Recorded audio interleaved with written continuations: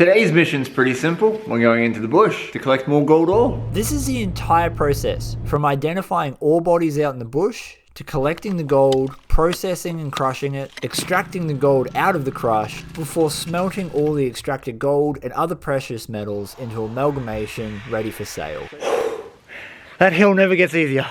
That hill never gets easier. Woo!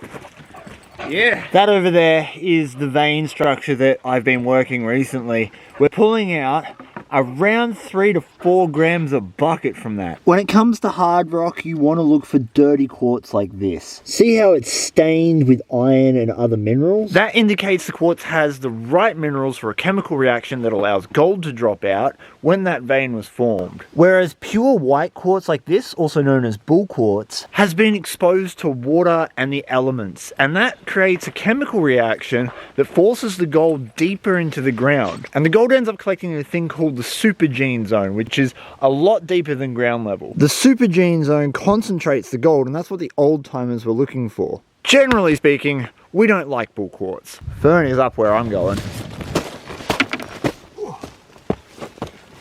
Behind me here is another very sketchy mine. We have never sampled this one. It's got all the things you want. Widowmakers and fairly mineralized quartz. I took my sample from just in there, and I got about half of a 10-litre bucket's worth, which is a good size to sample. Some of it looks alright, but there's a lot of bull quartz in it, so this has definitely been weathered. What gives me hope is that there are nice big sulfide pockets, and I can see heavy mineralization within them. I'm going to take this home and crush it up, but first we're going to make sure that we go home with some guaranteed ore. This vein structure is slowly but surely petering out on us. And when I say petering out, it's literally just access. I know currently I'm standing on a 40-foot deep hole that this collapse has just covered up. Like, we aren't even in the mine. And this vein just pew straight down. Whilst I've worked a whole heap of this, I want to come out on this little nodule and work some of these veins here. They look fairly thin and small with a lot of country rock in them, but in my experience in this spot, these little veins tend to hold a lot of flour gold. This has all the right stuff in it. The only thing is it's extremely weathered. I don't know what's going to happen with those two mystery buckets, but we're going to find out.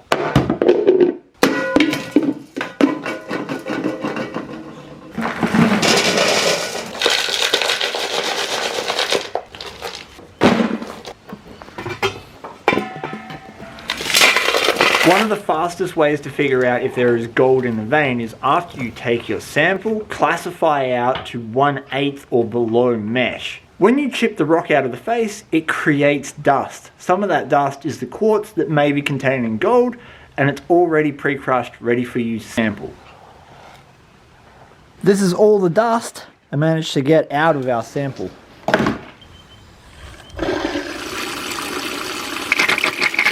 This is going to tell us if there's any gold in that vein.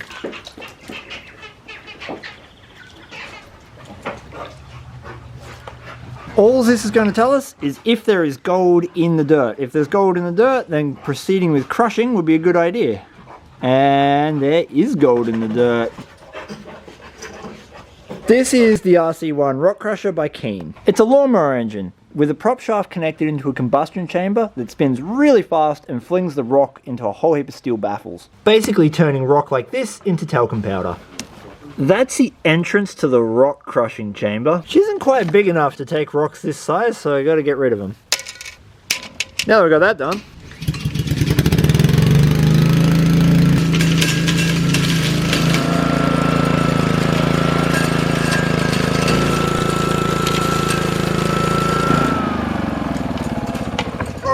I always like to try and get the ore down to talcum powder size. The RC1 on first pass does a pretty good job. Obviously we could take it down a little bit more because we've got chunks left. But I'm not going to worry about that today because this is a sample. If there's really good gold in it, we'll reprocess it. There's a handle around there somewhere. Oh, what? Is it slide? Just going to roll it. How many prospectors does it take to pick up a bucket?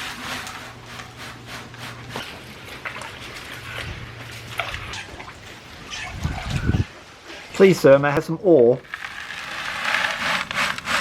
We're going to pan down the whole bucket before revealing all of it at the end. Well, hopefully all of it. We saw some gold in the test. There should be a big fat line of it in here. That's what I'm hoping for. That bucket was about 1/3 full, which was about 3 pans worth of dirt.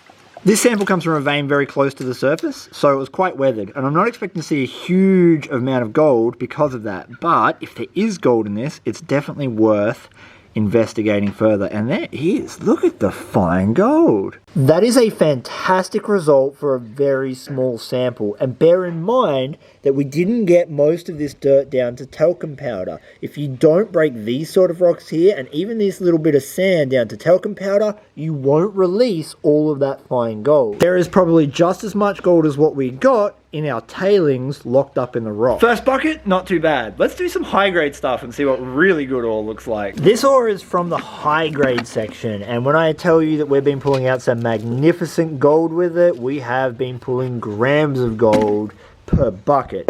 That's only half a bucket. And by the time I ferret all the big rocks out of it, it'll probably be a quarter of a bucket, but we should still see a good take of color. This is what you're looking for when I mention dirty quartz. You can see here the actual quartz that's been weather worn out, but right on the edge of it, we've got all kinds of mineralization. These minerals, when quartz is in liquid form, are what allow the gold to drop out of suspension in the fluid and form those gold nuggets. When I say gold nuggets, I don't mean the big pieces you might see on TV shows, but even those very fine flakes we got in the last run. When gold is in suspension in quartz, we're talking about microscopic scale. And other minerals such as iron allow that gold to clump together. Helping! Hopefully that has it all sorted out so we don't get any rock jams, but knowing my luck, there will be a rock jam.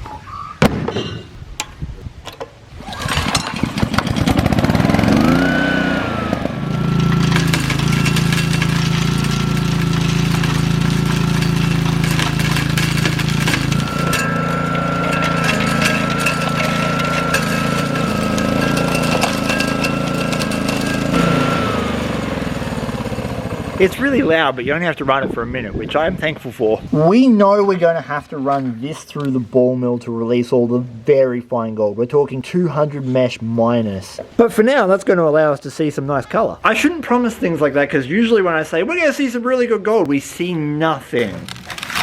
Making a potion. Do a little bit of magic. Summon the gold into existence. Gold. We did a total of about half a bucket's worth of ore crush. And these are our final concentrates. Clean water, that helps. It's hard to see yellow gold through yellow mud. The gold you're going to see is going to be extremely fine. This is why we have to run this again. We're not going to be doing that today. We just want to see what kind of gold is in that ore. We could probably safely say we could double our gold take by recrushing it in the ball mill. There we have it. Look how fine that stuff is. Woo!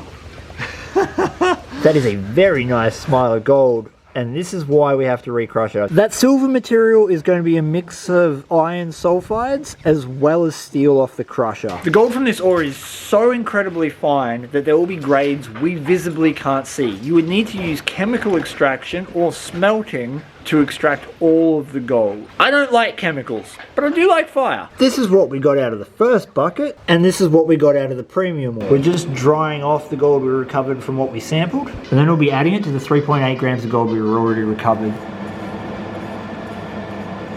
Remember those bits of silver sulfides I was talking about? That's where this comes in. It's called flux. Flux does a couple of different things in your smelt depending on the mixture. If you have an oxidizer in your flux, it'll help get rid of those sulfides and collect other impurities out of your gold. So this is a very basic step in refining your gold to being 99.9% pure. However, it must be said, I am learning to do this and I am going to make mistakes. I'm using a whole heap of resources, but this is our first really big smelt. So if you have any tips, please leave them in the comments below. Things I already know I'm doing wrong. This is a really big crucible, that's a really big mold, and that is not enough gold to fill all of that up. Here we go.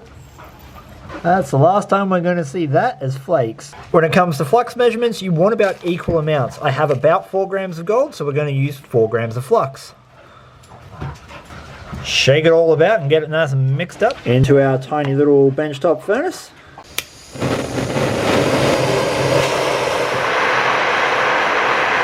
That little furnace can do it, it just takes a little while to heat up. So normally you wouldn't take the lid off, but I just wanted to show you guys the gold. That little glowing thing right there is the gold coming together.